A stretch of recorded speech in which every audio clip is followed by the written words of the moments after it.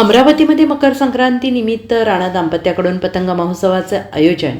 मकर संक्रांत निमित्त अमरावतीमध्ये राणा दाम्पत्याकडून पतंग महोत्सवाचं आयोजन करण्यात आलं आहे. आमदार रवी राणा यांनी युवा स्वाभिमान पक्षाची पतंग उडवली, तर माजी खासदार नवनीत राणा यांनी भाजपाची पतंग उडवली आहे. राणा दाम्पत्याकडून दरवर्षी पतंग महोत्सवाचं आयोजन करण्यात येतं. यावर्षी आमदार रवी राणा यांचा युवा स्वाभिमान पक्ष आणि भाजपाच्या संयुक्त युतीचे पतंग उडवण्यात आले. मेळघाटचे भाजपाचे आमदार केवळराम काळे यांनी सुद्धा या पतंग महोत्सवाला हजेरी लावली. नवनीत राणा यांनी यावेळी उखाणा घेत मकर संक्रांतीच्या शुभेच्छा दिल्या आहेत. आणि मी भाजपामध्ये प्रवेश केल्यामुळे यावर्षी भाजपाने युवा स्वाभिमान पक्षाची पतंग एकत्र उडवली, त्यामुळे आकाशात सुद्धा महायुतीचे गठबंधन दिसून आले. राजकारणात लिमिट क्रॉस करून कोणी कोणावर बोलू नये. जे सकाळपासून संध्याकाळपर्यंत कडू बोलतात त्यांना माझा एकच सल्ला आहे, तिळगुळ घ्या आणि गोडगोड बोला.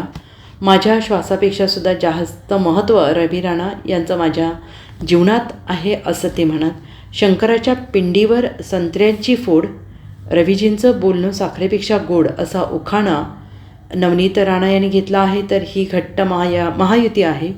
ज्याप्रमाणे आम्ही विधानसभेत अनेकांच्या पतंगा कापल्या, मजबूत उमेदवार भाजपाचे निवडून आले, त्या पतंगाप्रमाणे राज्याचे मुख्यमंत्री देवेंद्र फडणवीस हे विकासाच्या माध्यमातून मोठी भरारी घेणार आहेत, अशी प्रतिक्रिया यावेळी आमदार रवी राणा यांनी दिली आहे.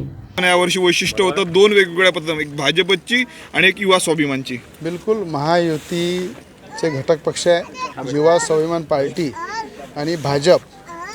आज हनुमानगडी या ठिकाणी दोन्ही पक्षाचे कार्यकर्ते नवनीत राणांच्या उपस्थितीमध्ये केवळरामजी काळे भाजपचे कार्यकर्ते भाजपची पतंग उडवत आहे.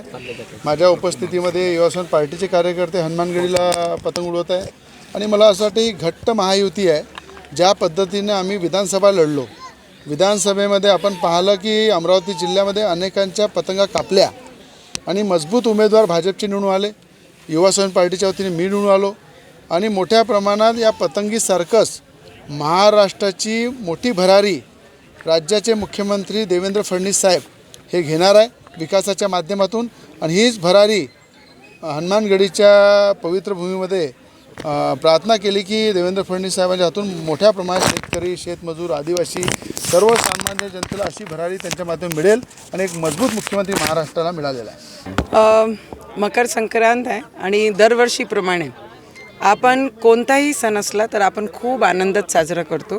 आणि यावेळीस थोडासा वेगळा आहे, कारण 6-7 महिने पहिले आपण भारतीय जनता पार्टीमध्ये प्रवेश केला. तर आज भारतीय जनता पार्टी आणि स्वाभिमानचे 2 पतंगा आज होत्या आणि आकाशात सुद्धा आज महायुतीचं गठबंधन दिसत होता आणि चांगल्या प्रकारे दोन्ही मस्त आकाशात पतंगा उडत होत्या. आणि हे आनंदाचे क्षण असतात आणि हिला आपण चांगल्या पद्धतीने जगलो पाहिजे आणि तेच आनंद आम्ही आमच्या लोकांसोबत घेत असतो. या निमित्तानं तुम्ही तुमच्या विरोधकांना काय संदेश देणार? माझे काय विरोधक आहे, राजकारणामध्ये फक्त एक लिमिट आपण क्रॉस करून कोणीही कोणावर बोलू नये. फक्त मी नेहमी हेच म्हणत राहते. आणि मकर संक्रांत आहे, सुरुवातच आमची तिळगुळांसोबत होते. तर सगळे जे खूप कडू बोलतात सकाळीपासून ते संध्याकाळीपर्यंत, असे लोकांना त्यांना माझी एकच सल्ला राहील, मकर संक्रांत आहे, तिळगुळ घ्या आणि सगळ्यांनी गोड बोला.